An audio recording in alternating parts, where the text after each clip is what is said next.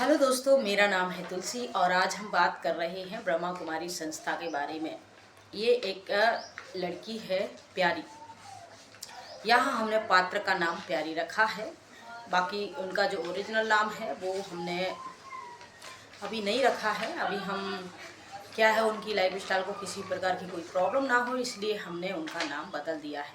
बाकी ये जो कहानी आज हम आप लोगों के साथ शेयर कर रहे हैं, ये एकदम बिल्कुल सच्ची घटना पर आधारित है।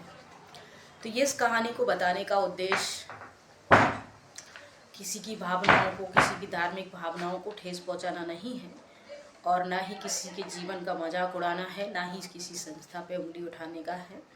हम सिर्फ इस कहानी के माध्यम से कुछ ऐसे कुछ सत्य पहलू जनता के सामने रखना चाहते हैं, हम सभी के सामने रखना चाहते हैं।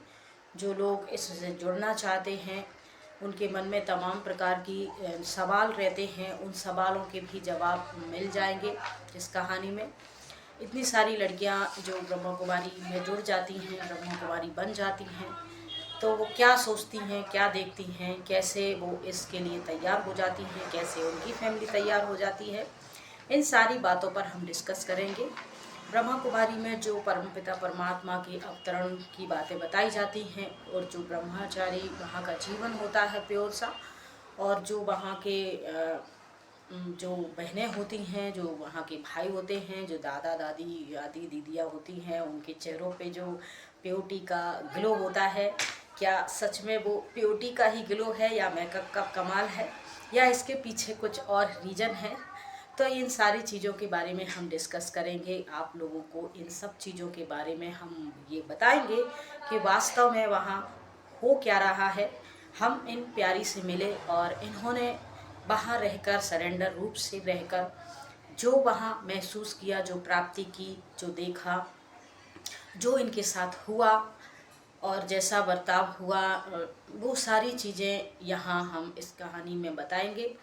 तो कहानी थोड़ी सी लंबी है क्योंकि इनका ये जो जीवन है वहाँ कम से कम 10 से 12 साल वहाँ रही हैं ये सरेंडर रूप में। उसके बाद कुछ ऐसी प्राकृतिक घटनाएं हुई, कुछ इनके साथ ऐसे हुए, कुछ इनको वहाँ की ऐसी वास्तविकताएं कुछ पता चली जिस वजह से इन्होंने वहाँ छोड़ दिया। जैसे तैसे ये अपने आप को बचा के वापस वहाँ से निकली। वहाँ जाने के बाद कैसे व्यक्ति का माइंड को ब्रेन वॉश किया जाता है और कैसे अपनी जो सारी थॉट होते हैं, थॉट थिंकिंग कैसे चेंज किया जाता है, कैसे हम उस परमपिता परमात्मा की एनर्जी को अपने अंदर महसूस करते हैं, कैसे हम लोगों के लिए इसमें और से और ज़्यादा से ज़्यादा जुड़ने के लिए कन्वेंस करते हैं। ये सारी ट्रेनिंग वहाँ दी जाती हैं। क्या क्या वहाँ लेटर लिखवाए जाते हैं, क्या क्या आपके दोबारा वहाँ आपकी स्वेच्छा से आप यहाँ आए हैं, आपको कार्ड दिया जाता है। तमाम प्रकार के आपसे हर 2 या 3 महीने में कुछ ना कुछ आपकी हैंड राइटिंग से लेटर लिखवाए जाते हैं और वहाँ जमा करवाए जाते हैं। कुछ प्रतिज्ञाएं होती हैं, कुछ आपके लिए वहाँ ज्ञान सुनाया जाता है रोज़ रोज़। तो ज्ञान सुनाने के बाद आप को क्या क्या फील हुआ, ये सारी चीज़ें वहाँ लिखवाई जाती हैं। और फिर वहाँ आपके लिखित द्वारा जो भी आपका लिखित लेटर होते हैं, आप ये साइन वगैरह आप टाइप करवा दिया है कंप्यूटर से, आपको लिखना पढ़ना नहीं आता। वैसे आजकल तो 8वीं 10वीं तक गांव के भी लड़कियां पढ़ी लिखी होती हैं, लड़के लड़कियां लेडी जेंट्स, तो इतना थोड़ा बहुत तो सभी लोग आजकल पढ़ लेते हैं, लिख लेते हैं। तो ये सारी चीज़ें हम इन सब चीज़ों के बारे में डिस्कस करेंगे। तो आज हम थोड़ा सा प्यारी के जीवन कहानी, उनका क्षेत्र, उनके थोड़ा सा परिचय देंगे, उनके क्षेत्र का, गांव का, सेंटर का, कहाँ कहाँ वो कैसे इससे जुड़ी थी और क्या क्या उनके साथ 10-12 सालों में उन्होंने इस संस्था के अंदर आके अनुभव किया। इन सब चीज़ों के बारे में आज हम डिस्कस करते हैं। तो ये एक एमपी, मध्य प्रदेश जो हमारे भारत में बीच में का एक राज्य है मध्य प्रदेश में सागर जिला है और सागर जिला में ही एक गांव है परसौरा करके।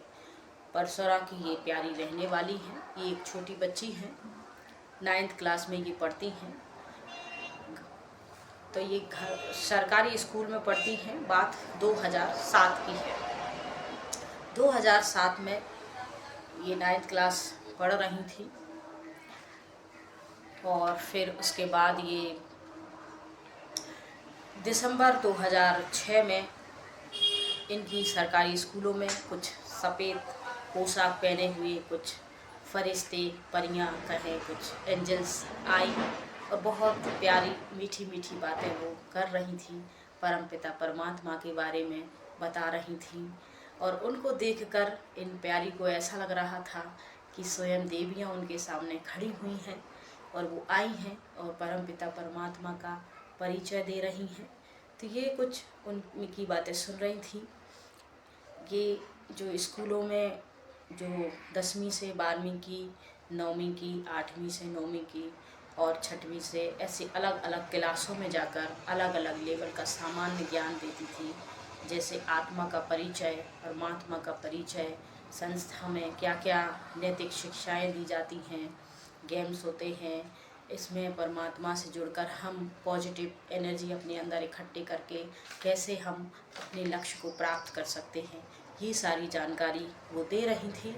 और ये जो प्यारी है, इनके मन में कहीं ना कहीं ये भाव आ रहे थे कि भगवान के बारे में तो सारी दुनिया जानना चाहती है और मैं भी जाके देखूंगी कि भगवान। तो ये प्यारी जो कि 9th